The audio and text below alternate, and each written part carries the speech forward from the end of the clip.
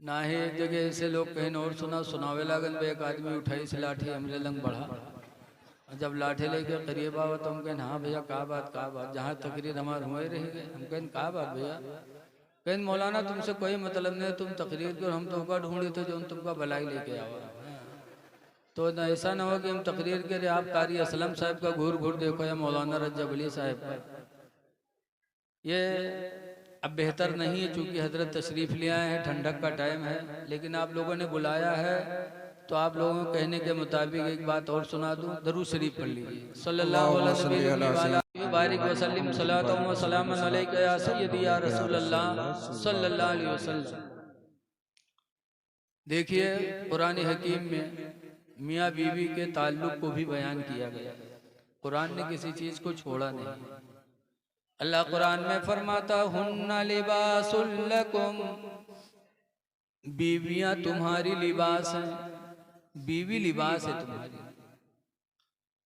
लिबास किसे कहते हैं? जो उन पहना जाता है, कुर्ता पैजामा पैंट बूशर्ट। अल्लाह फरमाता हुन्ना लिबासुल लकुम, बीवियां तुम्हारी लिबास हैं। वअंतुम लिबासुल लहुन्ना, और मर्दो तुम अपनी औरतों के लिबास हो। एक दूसरे के लिबास है। और लिबास कहते हैं जिसे पहना जाए। तो कोई पहन सकता है अपने मेहरुआ? ना औरत मर्द को पहन सकती है ना मर्द औरत। फिर लिबास क्यों बताया गया? तो इस पे गौर करो, आप भी गौर करो, हमारी माँ बहनें भी गौर करो। बीवी मर्द का लिबास है, इसका मतलब यह है कि लिबास का काम है इज्जत का छुपाना।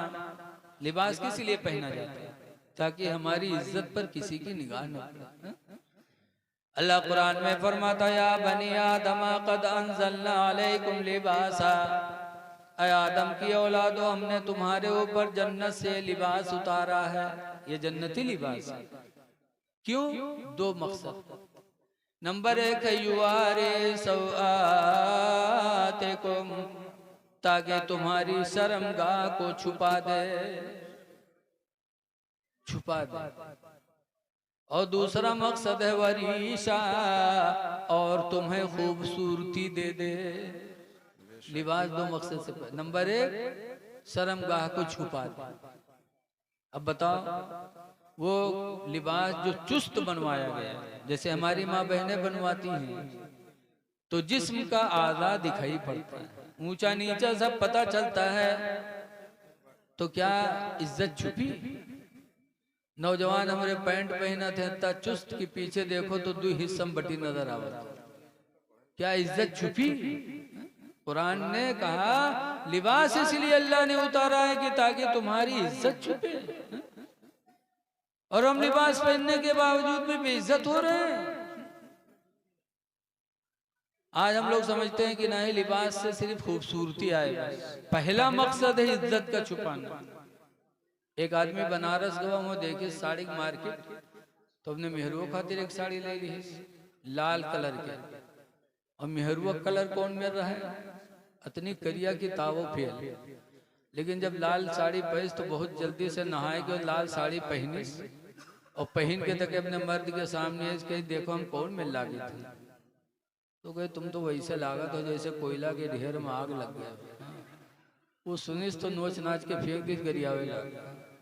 अरे है मेरी माँ बहनों, तुम लिबास पहनो तो ये बाद में देखो कि मैं अच्छी लगती हूँ कि नहीं, पहले ये देखो कि कोई आधा हमारा ऐसा जाहिर तो नहीं हो रहा है जिससे लिबास का मकसद खत्म हो जाए। हदीस पाक में नबी हुरैरा काला काला रसूलुल्लाह, हजरत अबू हुरैरा से रवायत है, सरकार फरमाते हैं एक जमाना ऐसा आएगा, कैसा? आरियातुन, नंगी होंगी, लाबिसातुन, कपड़ा पहने होंगी, कपड़ा पहनने के बावजूद भी वो नंगी होंगी। मुमीलातुन माइलात, वो अपना दिल दूसरे को दे देंगी, दूसरे का दिल ले बैठेंगी। एक जमाना ऐसा है। आज वही हाल है। शादी ब्याह में चले जाओ तो लड़कियों और औरतों का लिबास देख के शर्म आती है। लेकिन आज का आदमी इतना बेगैरत हो गया है, जिके बिटिया मेहरुआ पतोइया जत्ते जर्क बर्क बहन के लाले लिपस्टिक लगाए मर्दन सामने आए जाए बजानो वत्तों को इज्जत में चार चांद लाकर जाते। हदीस में बताया गया, सरकार ने फरमाया 3 लोग जन्नत में नहीं जाएंगे। पूछा गया कौन कौन? नंबर 1 पर सरकार ने फरमाया कातिल, किसी को कत्ल करने वाला जन्नत में नहीं जाएगा बेगुनाह। दूसरे नंबर पर जानी, ज़िना करने। और तीसरे नंबर पर बताया गया दयूस जन्नत में नहीं जाएगा। तो कातिल और जानी ये तो सब समझ गए, और दयूस जन्नत में नहीं जाएगा। तो साहबा नहीं समझे, पूछा अल्लाह के रसूल दयूस कौन है? तो सरकार ने फरमाया दयूस वो इंसान है जो अपनी बहन बेटी बीवी को बेपर्दा घुमाए। जिसकी बहन बेटी बेपर्दा घूमे वो दयूस है, और दयूस जन्नत में नहीं जाएगा। लोगों, शादी के मौके पे अपनी माँ बहन बेटियों को तरगीब दो, हिदायत दो। तो बीवी मर्द का लिबास और मर्द बीवी का लिबास। बीवी की जरूरत है कि मर्द के ऐब को छुपाए, और मर्द की भी जरूरत है कि औरत की ऐबों को छुपाए। इंसान होने के नाते सब में कमी है, बीवी में भी कमी, मर्द में भी कमी, लेकिन दोनों एक दूसरे की इज्जत को छुपाएं। छुपाना चाहिए, छुपाओ, अल्लाह ने तुम्हें लिबास बताया। लेकिन अगर बीवी कमक्ल है, ना आपकी इज्जत कर सके, तो आप तो कम से कम सब्र करो। अल्लाह ताला ने आपको उनके बनिस्बत अक्ल ज्यादा अता फरमाया। हजरत सैयद अबुल हसन खिरकानी खिरकान के रहने वाले थे, बहुत बड़े पीर थे। एक दफा उनके मुरीद लोग गए मुलाकात करें कि बहुत दिन वह पीर साहब से मिले नहीं। बेचारे 10-12 ठोर चलते चलते चलते चलते काफी दिनों के बाद खुरासान पहुंचे।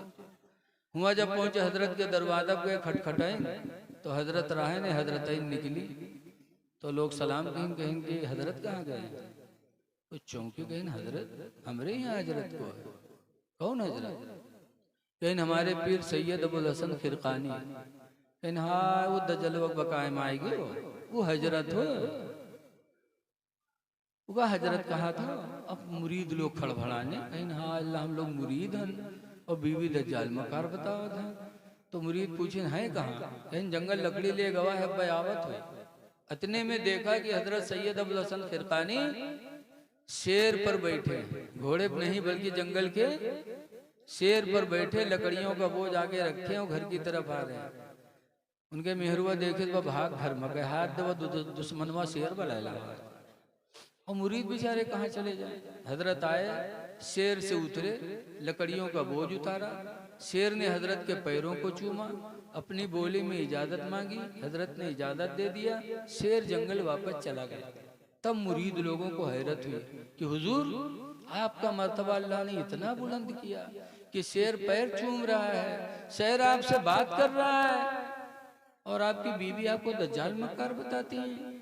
तो हजरत फरमाते हैं सुनो, ये मर्तबा जो अल्लाह ने मुझे अता किया है, ये उसी बीवी की बदतमीजी पर सब्र करने की वजह से, कि मेरे माँ बाप ने निकाह कर दिया, जाहिलियत की वजह से वो मुझे बुरी बुरी बातें कहती रहती है, मैं सब्र करता रहता हूँ। सब्र करते करते जिंदगी गुजारा, तो सब्र की वजह से अल्लाह ने मेरे मकाम को बुलंद फरमा दिया। याद आए लोगों, औरतों पे रहम करो, कमक्ल हैं, रहम करो कि अल्लाह तुम पर रहम करेगा।